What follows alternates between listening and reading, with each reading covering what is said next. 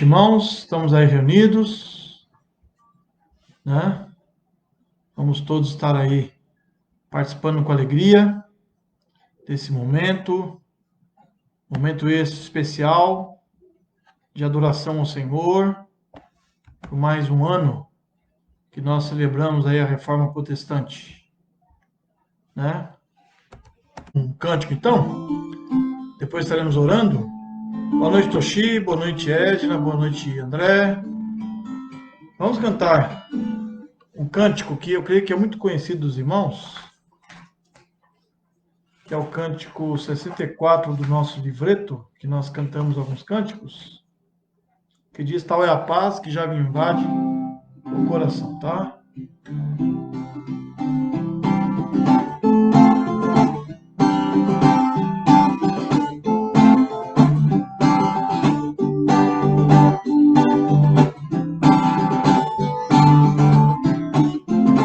Tal é a paz que já me invade o coração, tal é o amor que só me faz agradecer e adorar e exaltar e bendizer aquele que se entregou por mim.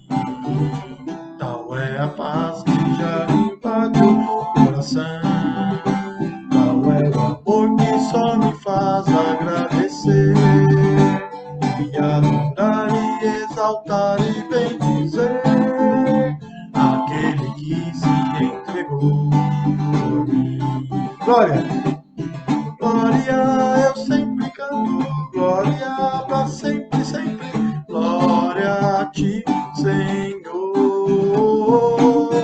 Glória, eu sempre canto, glória para sempre, sempre, glória a ti, Senhor. Tal é a paz que já me invade o coração, tal é o amor que só me faz agradecer e adorar e exaltar e bendizer aquele que se entregou por mim. Glória, eu sempre canto, glória, para sempre, sempre, glória a ti, Senhor. Glória, eu sempre canto, glória, para sempre, sempre, glória a ti, Senhor. Glória, eu sempre canto, glória para sempre, sempre, glória a ti, Senhor. Glória, eu sempre canto, glória para sempre, sempre, glória a ti, Senhor. Senhor. Amém. Louvado seja Deus. Vamos orar ao Senhor nesse momento, pedir a sua paz, a sua direção, né, para que Ele possa falar grandemente aos nossos corações nessa noite tão especial, nesse dia tão especial para o povo de Deus, porque hoje nós celebramos 503 anos da Reforma Protestante. Esse evento fundamental, importante na nossa história, na história da humanidade, não é só para o povo não é só para o povo de Deus, mas para a humanidade. Nós temos que celebrar o Senhor, glorificar o Senhor, porque Ele está conosco, Ele nos abençoa e Ele proporcionou, Ele levantou homens, né, homens, mulheres corajosos, para realmente estar pregando o Evangelho, estar arriscando a sua própria vida, para que nós pudéssemos hoje ter liberdade, para que nós pudéssemos louvar a Deus, glorificar a Deus, poder cantar como nós cantamos, que tal é a paz que já invade o meu coração. Então vamos agora orar ao Senhor, nesse momento, feche seus olhos, vamos falar com o nosso Pai, vamos realmente buscar o Senhor de todo o nosso coração, nesse momento agora, né? Vamos estar glorificando ao Senhor, pedindo que Ele possa ouvir, né? Aceitar o nosso louvor e a nossa adoração. Oremos ao Senhor. Ó Pai, graças te damos, Senhor, por mais um dia de vida, por esse momento que agora nós nos encontramos na Tua presença, por essa live, ó Deus, que nós aqui preparamos para celebrarmos juntos essa data tão importante e fundamental, que é o Dia da Reforma Protestante, ó Pai. Esse evento que marcou a história da humanidade, que marcou a história do povo de Deus. Obrigado porque o Senhor levantou homens como Martim Lutero, como João Calvino, como John Knox, como tantos outros homens de Deus, Wycliffe, ó Pai, Zwinglio, Hus, tantos homens de Deus que realmente pregaram o Evangelho, não com a sua própria sabedoria, mas a sabedoria que veio dos altos céus. Cuida de nós, ó Pai, e fala conosco. Nós te agradecemos, em nome santo de Jesus. Amém. Amém. Vamos cantar mais um cântico? Vocês também conhecem, né? Te agradeço, ó Pai, te agradeço, ó Filho, te agradeço, Espírito de Deus, pela tua provisão. Agradeço aqui porque Deus tem sido maravilhoso para conosco.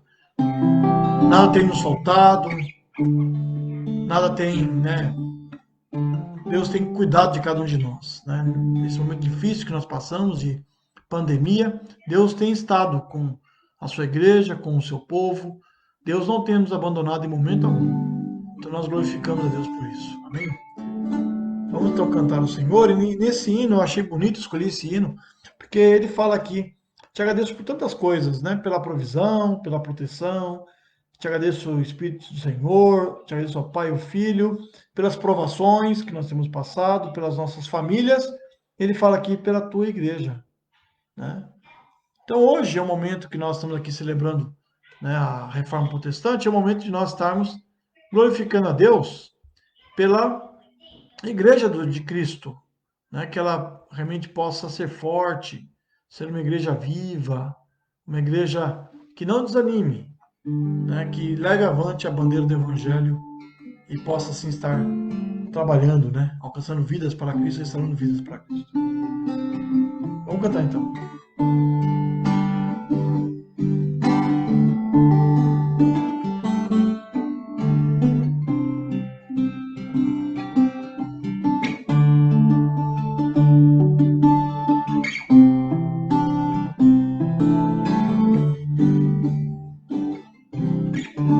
Te agradeço, ó Pai, pelo amor derramado, pela tua provisão. Nada tem nos faltado, pela tua proteção e por tua misericórdia. Em tudo tu és Pai, Senhor. Te agradeço, ó Pai, pelo amor derramado, pela tua provisão. Nada tem nos faltado, pela tua proteção e por tua misericórdia. Em tudo tu és Pai, Senhor. Te agradeço, ó Pai, te agradeço, ó Filho, te agradeço, ó Espírito do Senhor, pelas nossas provações, pelas nossas famílias. Te agradeço, ó Espírito do Senhor, pelos nossos irmãos, pela tua igreja. Te agradeço, ó Espírito do Senhor. Te agradeço, ó Espírito do Senhor. De novo. Te agradeço, ó Pai, pelo amor derramado, pela tua provisão. Nada tem nos faltado, pela tua proteção e por tua misericórdia. Em tudo tu és Pai, Senhor. Te agradeço, ó Pai, te agradeço, ó Filho, te agradeço, ó Espírito do Senhor, pelas nossas provações, pelas nossas famílias. Te agradeço. agradeço, ó Espírito do Senhor. Te agradeço, ó Espírito do Senhor, pelos nossos irmãos, pela tua igreja, te agradeço, ó Espírito do Senhor, te agradeço, ó Espírito do Senhor. Amém. Glória a Deus. Nós agradecemos a Deus por tantas dificuldades que nós enfrentamos, tantas lutas que nós assim passamos, e Ele jamais, jamais tem nos desamparado, né? Jamais tem realmente nos deixado, né, de lado, tem realmente sido um Deus ausente. Muito pelo contrário, Ele é o Deus presente, o Deus que tudo pode, o Deus que nós confiamos, o Deus que vive e reina, né? O Deus que é todo-poderoso, o Deus que realmente levantou, como eu falei para vocês, homens e mulheres, para estar aqui, né, falando do amor de Deus, e com certeza a Bíblia assim chegou em nossas mãos. Nós hoje temos acesso à palavra de Deus, porque realmente ela é viva e ela é eficaz. Amém? Louvado seja o Senhor por isso, tá bom? Como eu falei para vocês, hoje é o dia da Reforma Protestante, né? O dia que nós aqui celebramos, né? Não só nós, como diversas igrejas ao redor do mundo estão celebrando ao Senhor por mais esse ano, 503 anos. Passaram-se 503 anos e o tema da reforma protestante continua sendo um tema atual, não um tema ultrapassado. Muito pelo contrário, ele é atual e urgente, urgente para que nós possamos assim estar meditando e colocando em prática em nossas vidas, né?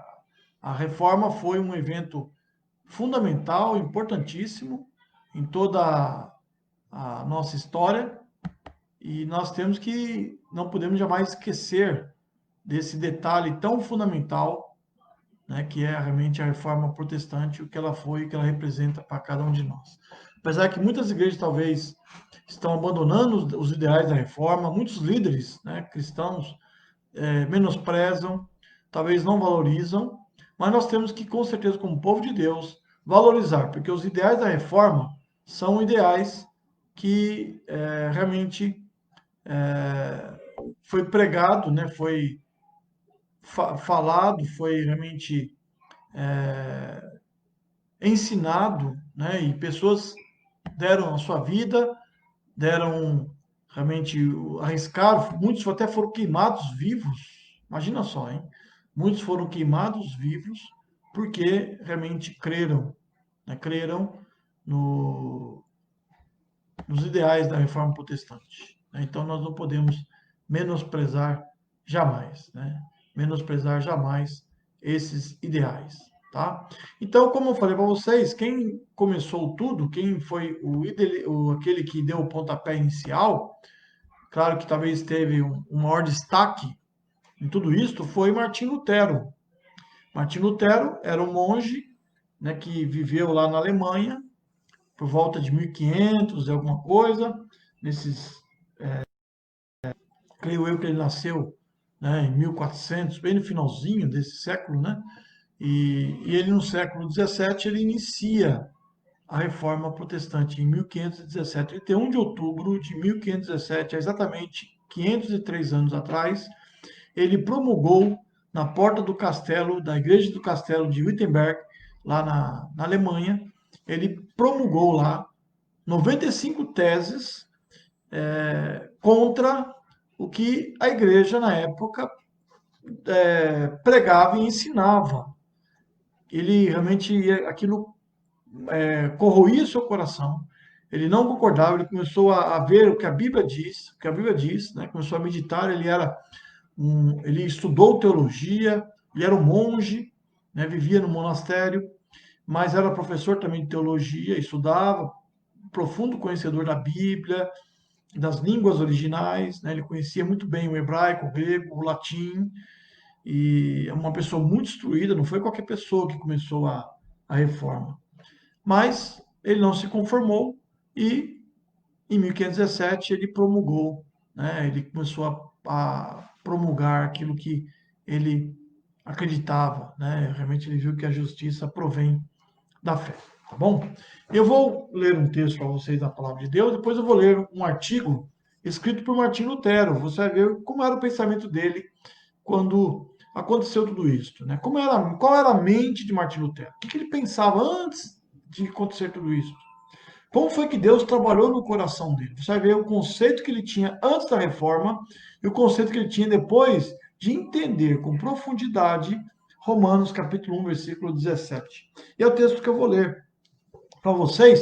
Eu vou ler Romanos capítulo 1, versículo 16 e 17, tá? São dois versículos, vocês poderão aí acompanhar na, na sua Bíblia, tá? Aí na sua casa, tá? Vocês podem estar aí acompanhando, né, esse texto, tá? Boa noite, Marcelo, né? Você, Alina. Diz assim, Romanos 1, 16 e 17, diz o seguinte: pois não me envergonho do Evangelho, porque é o poder de Deus para a salvação de todo aquele que crê, primeiro do judeu e também do grego. Visto que a justiça de Deus se revela no Evangelho, de fé em fé, como está escrito: o justo viverá por fé. Né? E Paulo, aqui escrevendo essa epístola aos Romanos, Paulo cita um texto de Abacuque, capítulo 2, versículo 4.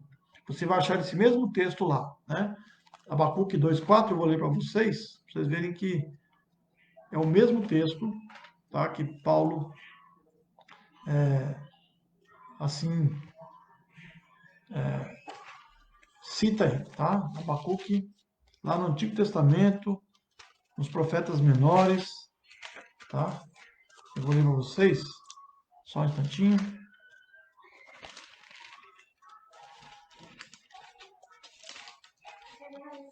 Abacuque 2:4 diz o seguinte: eis o soberbo, sua alma não é reta nele, mas o justo viverá pela sua fé, né? Ou por fé. Então, Paulo entendeu esse texto lá de Abacuque, né? Paulo, no livro de Romanos, a Epístola de Romanos é a epístola fundamental para nós entendermos e fundamentarmos a doutrina da salvação, né? A nossa soteriologia, que é a doutrina que fala da salvação.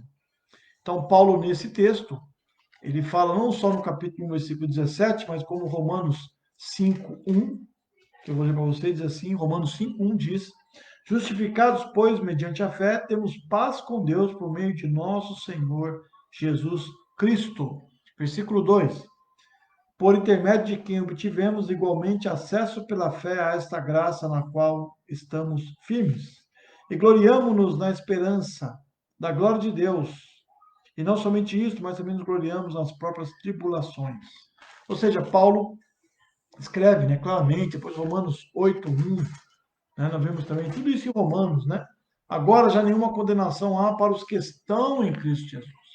Então, esse texto o livro de Romanos é um livro fundamental, porque ele vai nos dar garantia, a garantia que nós temos de que nós seremos justos perante Deus, né? Que ele nos justifica perante o Pai, ou seja, as nossas culpas ficou para trás, porque fomos justificados. Ele bateu um carimbo dizendo: olha, não há condenação mais para o Marcos, para o Toshi, para o Marcelo, para o André, a Edna, a Lina, o João, Maria, Antônio, Cicrano, Beltrano, seja quem for. Não há mais condenação para aquele que crê em Jesus, que depositou a sua fé em Jesus, que foi salvo pela graça de Deus. Então, esse ideal a igreja tinha abandonado. Quando nós falamos de reforma protestante, meus amados irmãos, não pense você que Lutero e os outros grandes homens de Deus, perdão, inventaram algo novo, como se eles tivessem descoberto a roda, né? Como o pessoal brinca por aí, né? Que eles descobriram a roda, né? Não, o que eles pregaram, o que Martim Lutero pregou, é o que Paulo pregou. O que Paulo pregou, o que Abacuque pregou. Ou seja, o que os reformadores pregaram e ensinaram não foi algo novo, estava na Bíblia. Eles queriam uma igreja livre de qualquer idolatria, de qualquer avareza, porque a igreja estava caminhando para esse lado. Eles queriam construir a Basílica de São Pedro, que é hoje, que está lá no Vaticano, lá em Roma. Eles queriam construir uma nova basílica. E, claro, levantando recursos no meio dos fiéis, extorquindo as pessoas, prometendo que se as pessoas dessem uma oferta, quando a moedinha batesse no fundo do gasofilácio lá do local onde recolhia as ofertas, quando uma moedinha caísse no fundo, uma alma seria livre do inferno. Então, se a pessoa comprasse uma indulgência, a indulgência era uma abolição que o Papa dava, uma carta dizendo que a pessoa não seria mais condenada ao inferno eterno. Olha só que absurdo, que pobreza espiritual a igreja chegou nessa época. Então, ou seja, as pessoas eram cegas, o povo não lia a Bíblia, o povo não lia a Bíblia, o povo não tinha acesso às escrituras, porque boa parte do povo era analfabeto, tá? Havia muita pobreza, muita miséria. A igreja era rica e o povo era pobre. É bem assim. A igreja era rica, e o povo era pobre. Então, o povo era, na sua maioria, na sua grande maioria, imensa maioria, era analfabeto, não lia a Bíblia, não tinha acesso à Bíblia. A única palavra que eles ouviam era o que o sacerdote falava. Então, se o sacerdote pregasse uma mentira, eles assim acreditavam. Eles colocavam medo nas pessoas, tá? Então era assim que vivia na época. Mas só que o que aconteceu? Lutero e outros homens de Deus queriam reformar isto.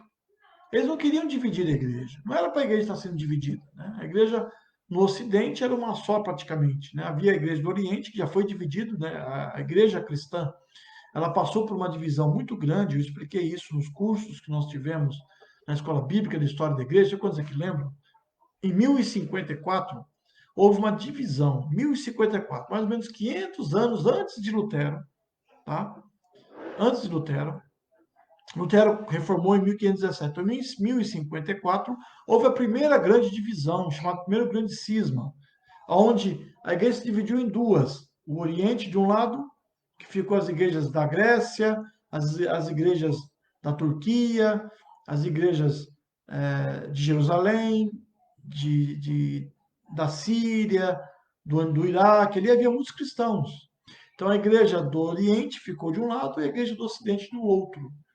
Houve uma divisão por causa de doutrina, por causa de política, uma série de coisas, né? E a Igreja do Oriente que não aceitava a ideia que o Papa era o representante de Deus na Terra, que o Papa era o bispo maior de todos. Havia vários bispos, as decisões da Igreja eram tomadas por um concílio de bispos. Então juntava o bispo de Roma, que era o Papa, que era o bispo de Roma, o bispo de Alexandria, no Egito, o bispo de Antioquia, de Constantinopla, que hoje é Istambul. Havia vários bispos que se reuniam e tomavam as decisões da igreja. Assim funcionava a igreja. Mas eles quiseram, a igreja do Ocidente quis colocar o bispo de Roma como maioral, representante de Deus, e que ele falasse era direto de Deus, era verdade. Assim cresceu a ideia do Papa, né? O papado começa praticamente a ter força nesse período.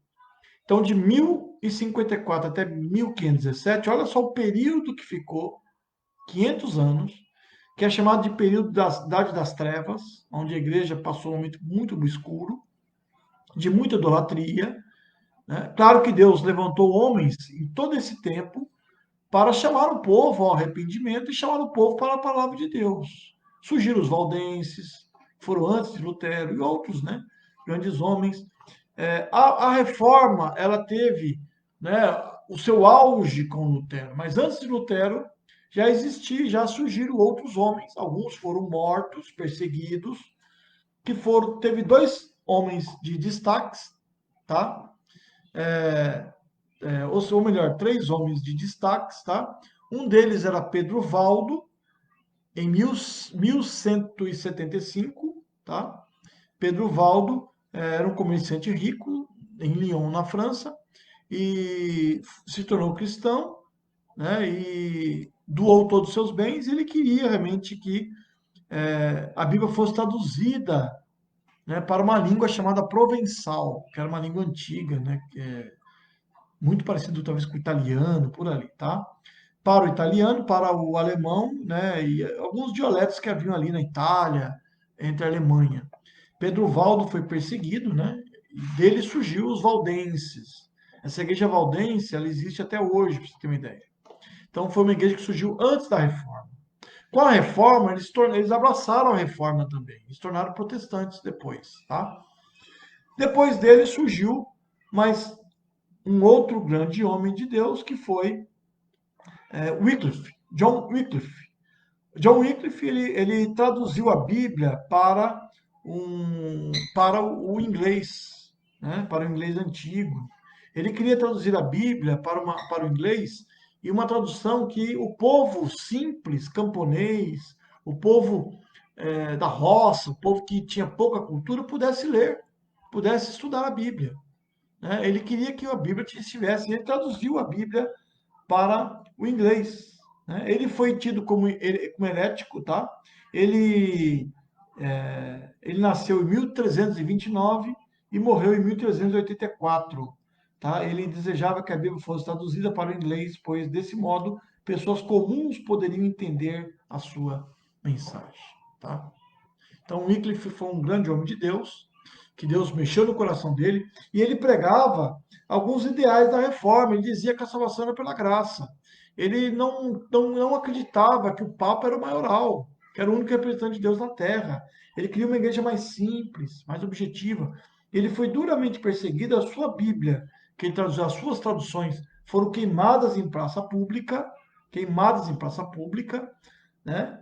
E ele foi perseguido, foi excomungado, morreu. E depois que ele morreu, isso eu ensinei para vocês já nas nossas aulas sobre a história da igreja, o Papa mandou desenterrar os seus ossos, e queimar os seus ossos. Queimar os seus ossos, né? Crendo que ele seria condenado ao inferno lá na eternidade. E jogaram suas cinzas no rio, né? No rio que havia na cidade, lá na Inglaterra, onde ele morava. Depois dele surgiu mais um grande homem, que foi John Huss. John Huss, ele era discípulo de Wycliffe, tá? Discípulo de Wycliffe. Ele era o reitor da Universidade de Praga, né, na Boêmia, hoje, na atual República Tcheca ou na antiga Tchecoslováquia, né? Ele se manifestou contra a ganância, imoralidade que havia, e ele pregava a doutrina realmente da graça, né? Ele pregava isso. Ele começou a traduzir a Bíblia para a língua tcheca, né? Para a língua do povo da República Tcheca. E o Novo Testamento, né, e tudo mais, e ele foi perseguido, e John Huss, ele infelizmente foi queimado vivo em praça pública, né? E quando ele foi queimado, não sei quantos aqui lembram, eu expliquei para vocês que ele fez uma profecia. Ele falou, John Huss queria dizer cisne ou ganso. Eu não estou bem lembrado o que, o que realmente o que significava, se era cisne ou ganso. Mas ele falou, vocês estão queimando, por exemplo, estão queimando o ganso, mas vai vir um cisne após a mim, que vocês não irão queimar. E nós entendemos, né? Creio que muitos estudiosos entendem que foi uma profecia que ele fez com relação a Lutero. Lutero foi perseguido, mas não foi queimado vivo, né? Talvez o futuro de Lutero era, e ele foi considerado como herege, foi excluído da igreja, excomungado, né? Como a igreja católica assim fala, mas ele foi acolhido pelos príncipes alemães, alguns príncipes alemães, acolheram Lutero. Lutero foi escondido num castelo. Lá ele escreveu aquele hino que vamos cantar depois, Castelo Forte é o Nosso Deus. E Lutero foi realmente protegido, né, por isto, né? Deus tinha propósito que ele não ia morrer. ele não morreu, e ele, assim, Lutero, né, deu sequência àquilo que começou lá atrás, com Pedro Valdo, com Wycliffe, com Hus, com outros grandes homens de Deus. Lutero inicia, assim, depois de Lutero vem Calvino, quase a mesma época, Calvino, John Knox na Escócia, e teve os anabatistas, que fizeram uma reforma na Suíça, Wycliffe, pelo melhor dizendo, Zwinglio, também que fez a reforma na Suíça, que depois se uniu juntamente com Calvino, tá? Então, ou seja, a reforma tomou proporções grandes, e a reforma protestante, meus irmãos, não foi só importante para o povo de Deus, foi importante para a humanidade como um todo. Tanto é que, se você for pensar bem, mais se fala de reforma na escola e entre os historiadores do que com a igreja. A igreja muitas vezes até desconhece isso. Mas a reforma abriu caminho para a modernidade. A era moderna começa com a reforma. O povo teve acesso à Bíblia. O povo deixou de ser alienado. Surgiram muitas universidades com isso, né? O conhecimento científico cresceu. É claro que o conhecimento científico hoje muitas vezes é usado para denegrir a Deus, para tentar menosprezar a Bíblia. Nem todo cientista, claro. Há muito cientista sério. Mas o cientista que não é sério, ele ignora Deus, ignora tudo, né? A ciência é importante, claro. Nós estamos vivendo um momento agora difícil, de pandemia, onde nós temos um vírus que nós nem conhecemos direito, a própria ciência não conhece ele totalmente. Estão desenvolvendo em vacina, correndo, a ciência está correndo contra o tempo para desenvolver uma vacina ou remédios que possa ajudar a salvar vidas. Então a ciência é fundamental nesse momento, com certeza, né? Com certeza. A própria teologia é uma ciência. Nós estudamos sobre Deus, sobre seus feitos, né? Sobre a sua palavra, tudo mais. Então, ou seja, a era moderna começa, o povo deixa de ser alienado, né? A Igreja Católica tinha um domínio nos reis, nos príncipes, porque o Papa falava para o rei, se o rei discordasse do Papa, ele falava, olha, eu vou te excomungar, e eles morriam de medo que, sendo excomungado pelo Papa, eles seriam condenados ao inferno eterno. Então o povo vivia com aquele medo, né? Grandemente, né? Era algo muito difícil para o povo na época. Então, ou seja, a reforma ela foi importante tanto no caráter cristão, no meio religioso, porque a partir dali muitos países tiveram liberdade religiosa. Né? Em muitos países, para você ter uma ideia, qualquer religião era proibida, seja o protestantismo, seja o judaísmo, seja o islamismo, qualquer país era proibido. E com a reforma protestante houve a liberdade religiosa para muitas pessoas. Né? Muitos conseguiram, muitos judeus que eram duramente perseguidos nessa época. Pra você ter uma ideia, os judeus foram duramente perseguidos, morreram muitos judeus, talvez mais do que Hitler, nesta época. Muitos judeus foram forçados a se converter ao catolicismo. Olha só. Você sabia que pela história, né, grande parte do povo brasileiro, que o povo português que veio para o Brasil, eram descendentes de judeus perseguidos, que eram convertidos à força, ou se convertiam ou morriam. Eles preferiam se converter e praticavam a sua religião judaica escondidos, né, escondidos, porque havia dura perseguição. Então, ou seja, a reforma, ela trouxe liberdade, ela trouxe renovação espiritual. E como eu falei para vocês, a reforma protestante não pregou nenhum ideal novo. Era algo que já era pregado pela igreja desde o início, que a igreja, com o passar do tempo, se afastou e a igreja, com o passar do tempo, realmente abandonou. Né? Os líderes deixaram de pregar o evangelho singelo. Né? Para você ter uma ideia, naquela época, em vez de pregar uma sequência de livros da Bíblia, como nós fazemos muitas vezes, nós estamos pregando aos domingos sobre frutos do Espírito. Então, em vez de pregar uma sequência baseada na palavra de Deus, eles pregavam cada domingo sobre um santo. Hoje é o dia do santo tal, santo Y, santo X, e assim iam. E Lutero chamou o povo para voltar à palavra de Deus. Então foi um grande avivamento que houve na história da igreja. O avivamento, meus irmãos, ele não começa, como muitos por aí ensinam, fazendo barulho. Né? Não é isso. O avivamento não é isso. É claro que o Espírito Santo capacita, ensina, fala conosco. Se nós olharmos os grandes avivamentos na história da igreja, houve uma grande atuação do Espírito Santo, né, que pessoas tiveram uma experiência muito grande com o Espírito Santo. Né? Moody, por exemplo, quando ele foi um dos maiores pregadores, né, no século atrás, Moody, quando Deus o chamou e ele sentiu realmente a capacitação do Espírito Santo, ele sentiu como se o corpo dele se queimasse completamente.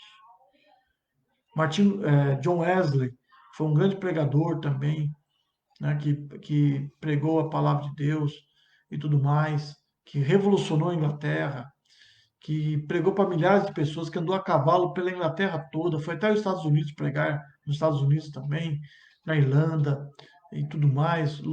John Wesley teve uma experiência com o Espírito Santo de Deus, com o Senhor, quando ele realmente teve uma experiência do coração aquecido, seu coração estava como pegando fogo, né? Então, mas foram homens que tiveram sede da palavra, homens que realmente buscaram no Senhor. E Lutero foi um desses, né? Ele se incomodava muito. Ele lia o texto bíblico e não entendia. E quando ele leu que o justo viverá por fé, o justo viverá pela sua fé, ele pôde compreender. Eu vou ler para vocês um artigo, preste bem atenção, que ele escreveu isso, olha, naquele período, tá? Naquele período. É uma reflexão que ele fez que revela um pouco o momento que ele estava passando, né? Como era a mente de Lutero antes da reforma e depois da reforma. Depois de descobrir o que ele realmente assim pregou, tá? Antes da sua experiência com Deus. Eu vou ler para vocês.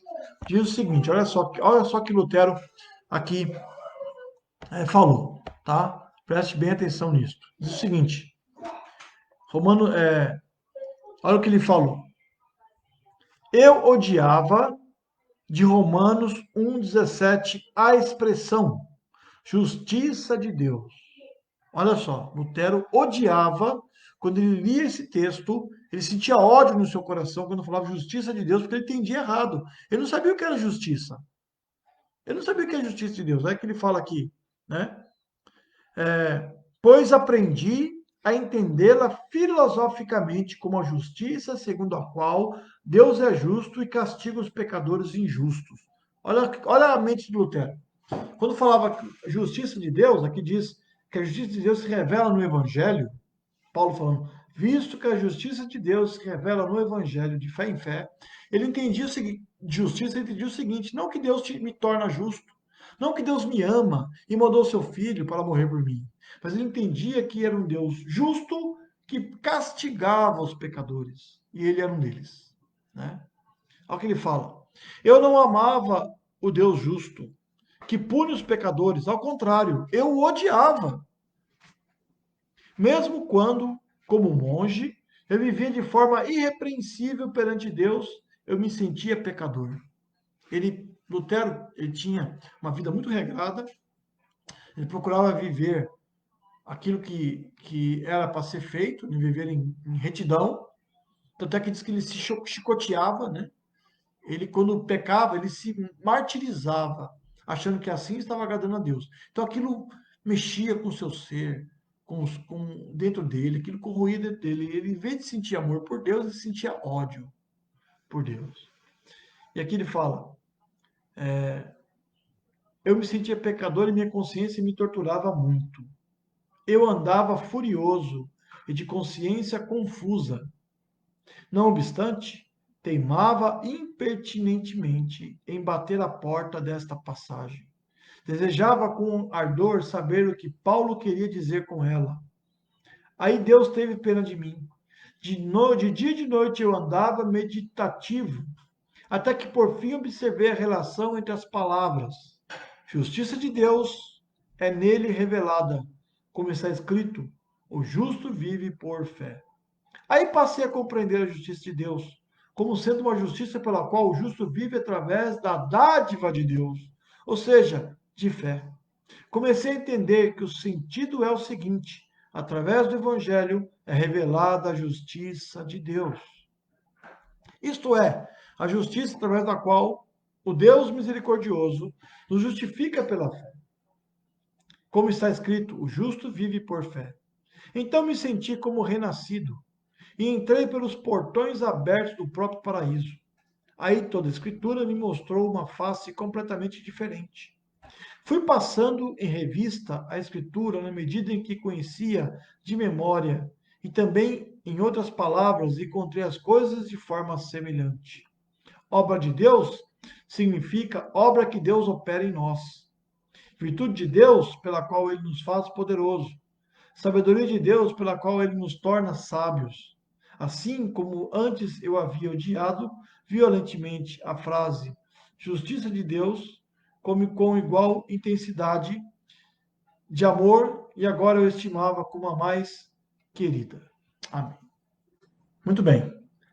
Então, ou seja, nós vemos nesse texto aqui que nós acabamos de ler, essa reflexão de Lutero, que Lutero ele tinha dúvidas tremendas no seu coração.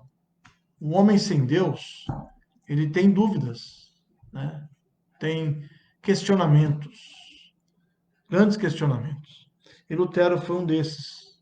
Lutero aqui diz que quando ele falava a justiça de Deus, ele entendia que Deus é um Deus cruel, um Deus ferrenho, um Deus que pune os seus inimigos, que pune, né, os pecadores. Então ele tinha ódio de Deus e não amor. Isso mostra o homem sem Deus. O homem sem Deus, ele não entende bem essa questão de amor, justiça, que Deus pode ser justo. Ele procura realizar a sua própria justiça. Ele procura se auto-justificar. Só que o Evangelho mostra que nós não conseguimos fazer isso. A justiça não vem de nós, vem de Deus. E Lutero entendeu que a justiça é uma dádiva, né? A justiça é uma dádiva dada por Deus, né? Através do Evangelho é revelada a justiça de Deus, isto é, a justiça através da qual Deus misericordioso nos justifica pela fé, como está escrito: o justo vive por fé. Né? Então, ou seja, para ele entendeu que é Deus que nos justifica. Basta eu depositar minha fé em Deus, basta eu confiar em Deus, basta eu me render aos pés de Deus, que Ele me justifica dos meus pecados. Quando o homem se rende a Cristo, quando o homem reconhece que Ele morreu na cruz por nós, né, ele realmente sente paz no seu coração. Né? Aquilo que Paulo diz em Romanos 5:1, que eu falei para vocês, que eu li para vocês aqui. Justificados, pois, mediante a fé, temos paz com Deus por meio de nosso Senhor Jesus Cristo. Então, se eu sou justificado por Deus e eu busco a justiça que vem de Deus, se eu deposito no Senhor a minha vida e clamo por perdão, experimento o perdão dos pecados, né? Eu passo a ter paz no meu coração. Né?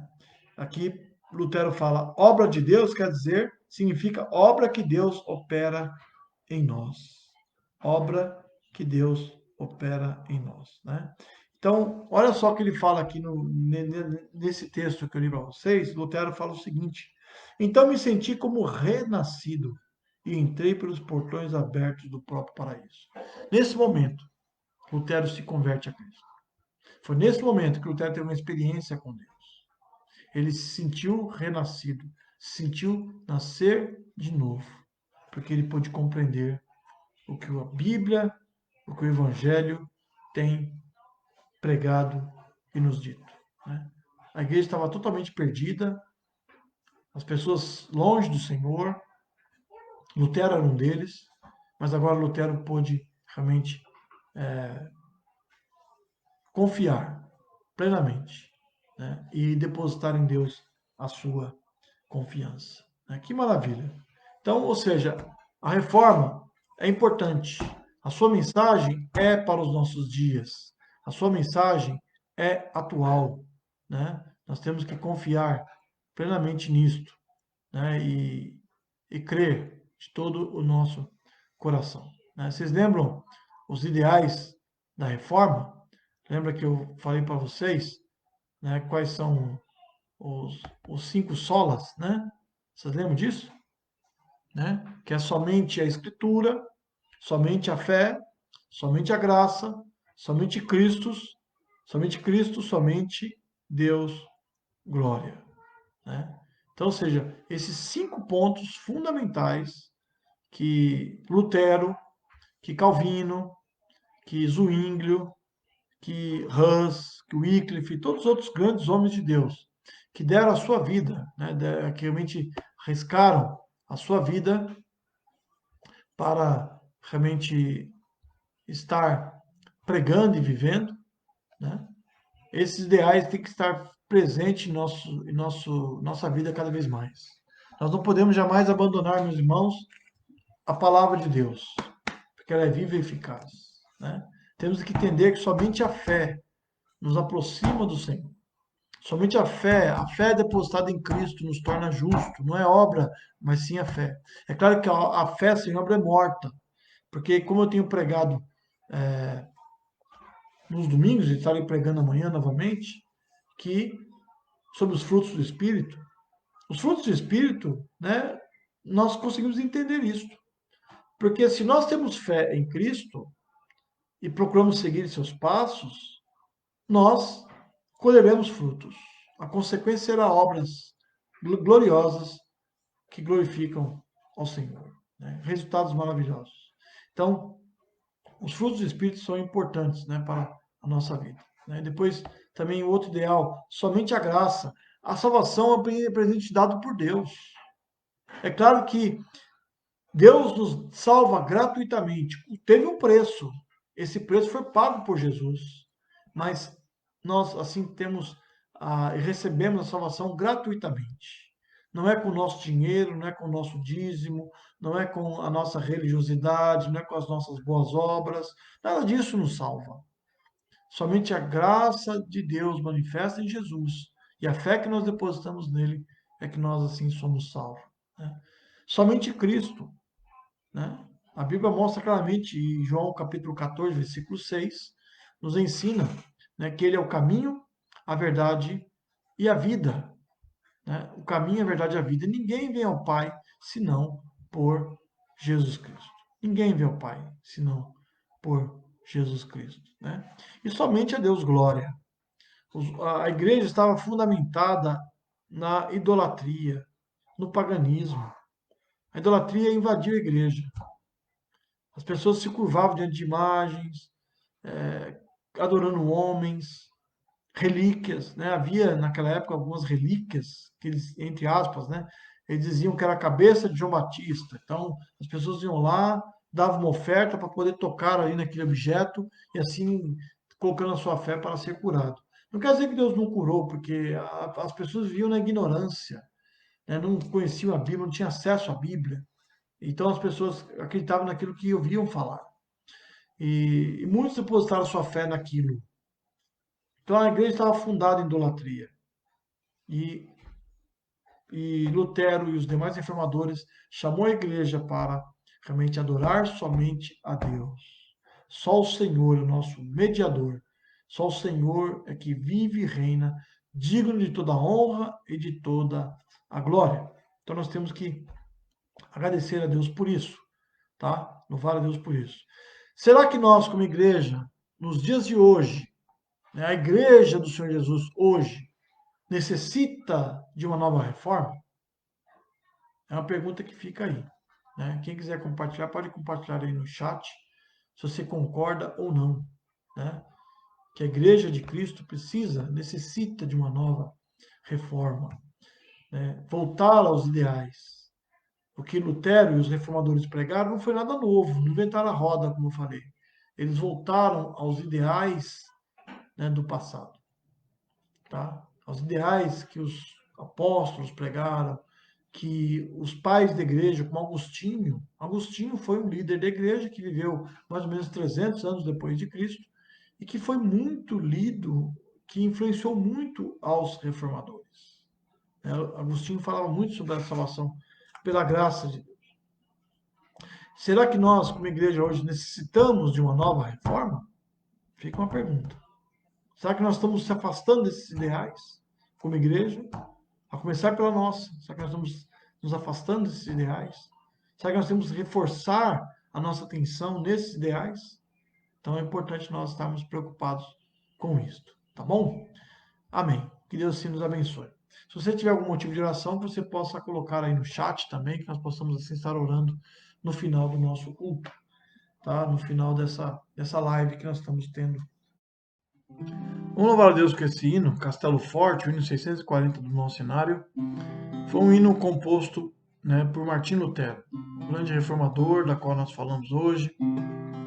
Claro que tiveram vários reformadores em toda a história da igreja, não só Martinho Lutero, não só João Calvino, mas outros grandes homens, Thomas Cranmer, né, que foi um arcebispo lá na Inglaterra, que foi até morto, foi perseguido, e outros que surgiram, né, no decorrer da história da igreja.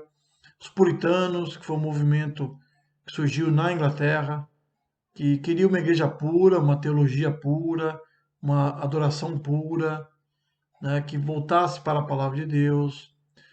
Tivemos ali o John Wesley, Carlos Wesley, que começou o movimento de santidade com alguns jovens na Universidade de Oxford.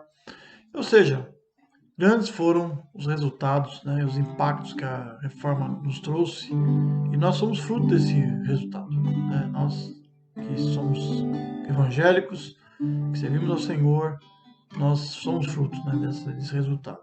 E nesse hino, Lutero fala que Castelo Forte não é o castelo que se refugiou, ele se refugiou no castelo para não ser morto, não ser aí condenado à morte. E ele foi realmente perseguido, duramente perseguido. Um príncipe o acolheu, mas porque realmente ele mostrou, né, que Castelo Forte é o nosso Deus. É nele que nós temos a segurança na vida eterna e tudo mais. Amém?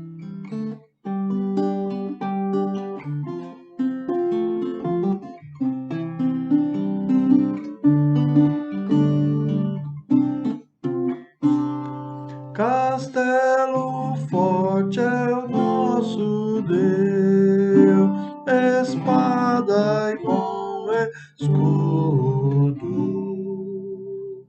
Com seu poder defende os seus em todo transe agudo.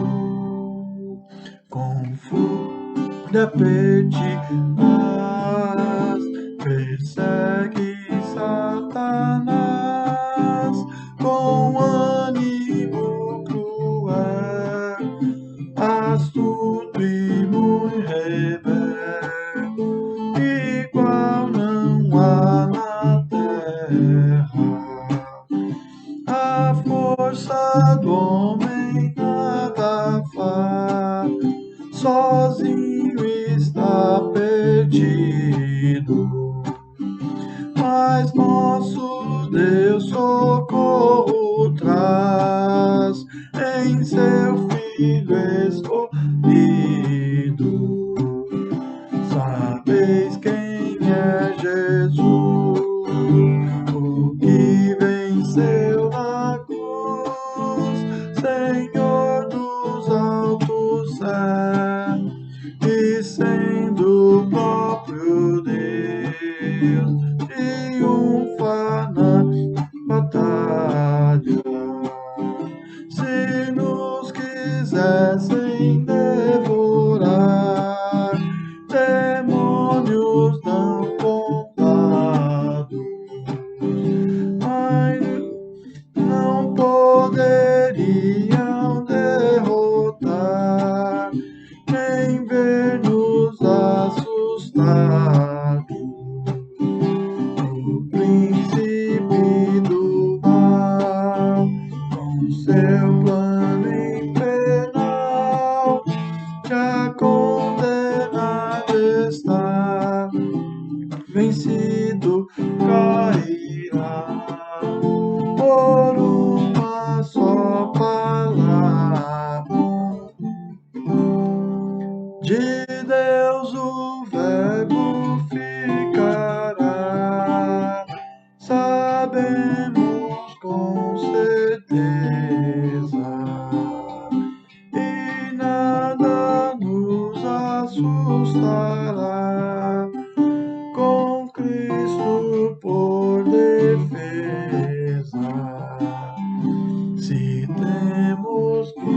perder os filhos, bens, mulher, se tudo se acabar e a morte enfim chegar, com ele reinaremos, com ele reinaremos. Amém. Essa é a nossa convicção, essa é a nossa certeza. Que Deus assim nos abençoe. Aqui fala: se temos de perder os filhos, bem e mulher, se tudo se acabar e a morte enfim chegar, com ele nós reinaremos, né?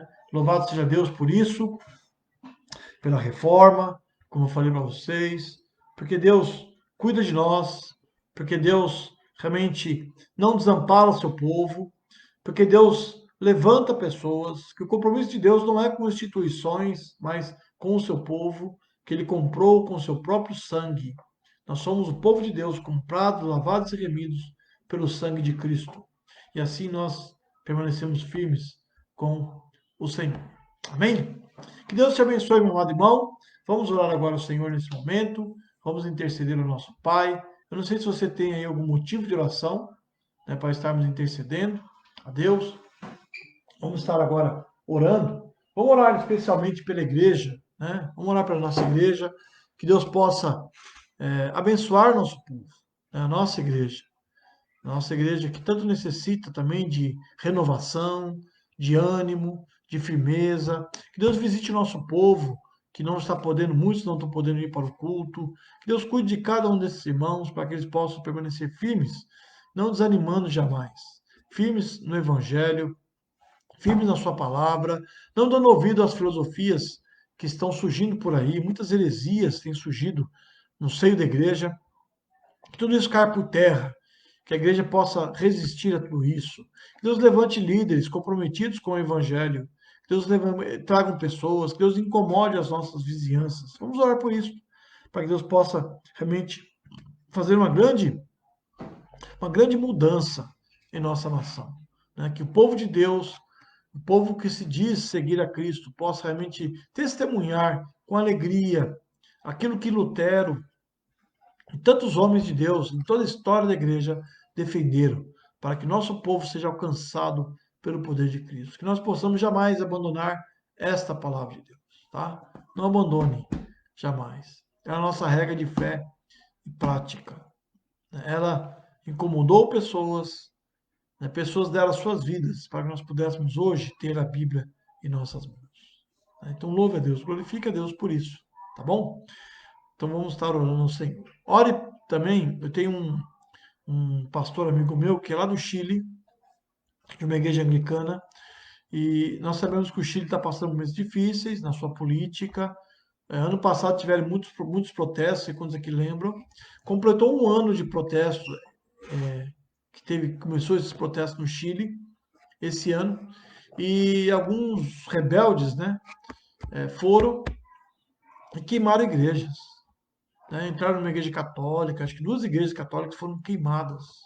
Queimaram, caiu a torre da igreja. Até coloquei no meu Facebook lá uma imagem, e eles comemorando, né? As pessoas celebrando, pessoas que são ateus, pessoas que não creem em Deus, sei lá quem eles creem, eles comemorando aquele fato, né? Queimando a igreja, não respeitando a fé de ninguém. Não é isso que Deus quer. Deus quer que nós preguemos o Evangelho e alcançamos vidas para Cristo. E esse pastor, amigo meu, Eliseu Ortiz, eu mandei um recado para ele, dizendo que estaremos orando pelo Chile. E ele pediu oração pela sua esposa. Sua esposa está com leucemia. O nome dela é Margarita, tá? Margarita, nome da sua esposa. Está com leucemia. Então, ore por ela. Está tratando, está bem, mas que Deus possa visitar a sua esposa. Ele é um pastor muito abençoado. Esteve aqui no Brasil algumas vezes. Os irmãos não conhecem, mas ele esteve aqui no passado, na década de 90. Esteve aqui pregando, trouxe alguns cursos de evangelismo. Foi muito bom o período que ele passou aqui conosco, né? Eu fui com ele em várias igrejas, né? Ele pregou em várias igrejas. Estive acompanhando ele. Então, ore pela sua esposa, tá? Chama Margarita, tá? Vamos estar orando pela vida dela, pela vida dele, pela nossa igreja, pelas igrejas em geral. Deus possa abençoar. Amém? Então feche seus olhos, vamos orar ao Senhor, pedindo a Deus que possa visitar a cada um de nós e despertar o nosso coração para a obra, para o serviço do nosso Pai. Amém? Eu agradeço vocês que participaram, esperava talvez mais irmãos estar aqui, infelizmente muitos não puderam, né? Mas, enfim, nós estamos aqui firme e forte com o Senhor e não desanime, né? Continue firme e forte na graça e no conhecimento do nosso Deus. Vamos orar ao Senhor, que Deus abençoe os demais motivos que nós temos colocado todos os dias diante do Pai, tá bom? Oremos ao Senhor. Ó Pai, obrigado, Deus, por esse instante, Pai, que nós nos encontramos. Obrigado por estar junto com esses irmãos, cultuando ao Senhor. Mais um ano que o Senhor nos dá de reforma protestante. Mais um ano, Pai, que nós podemos estar testemunhando, glorificando, ó Pai, essa bênção grandiosa que o Senhor nos concedeu. Visita, ó Pai, a tua igreja, visita o teu povo, capacita-nos, ó Pai, para que possamos viver o teu evangelho dia após dia, ó Deus. Anima as igrejas, reviva, ó Pai, o teu povo, para que o teu povo possa estar firme e forte contigo, servindo e honrando ao nosso Deus. Ó Pai, abençoa cada igreja aqui do nosso país, ao redor do mundo. Se houver igrejas que estão se afastando do teu evangelho, que eles possam ser despertados. Que o Senhor anime o coração deles. Se houver líderes, ó Pai, abandonando a tua palavra, seguindo filosofias vãs, seguindo doutrina de homens, que haja um despertamento. Coloque sede nos corações para que os homens possam ter sede de ler e estudar a tua palavra, Pai. Obrigado porque ela chegou até nós. Obrigado porque homens valorosos como Lutero, como Calvino, como Wycliffe, como Hus, como Zwinglio, como John Knox, John Wesley, tantos outros grandes homens de Deus que deram suas vidas, o Pai, deram o seu tempo, deram a sua sabedoria, o seu entendimento para que a Bíblia chegasse em nossas mãos. E nós te louvamos por isso. Te pedimos perdão, ó Deus, porque muitas vezes nós falhamos, nós muitas vezes somos rebeldes, muitas vezes, ó Pai, nós não seguimos conforme a Bíblia assim nos ensina.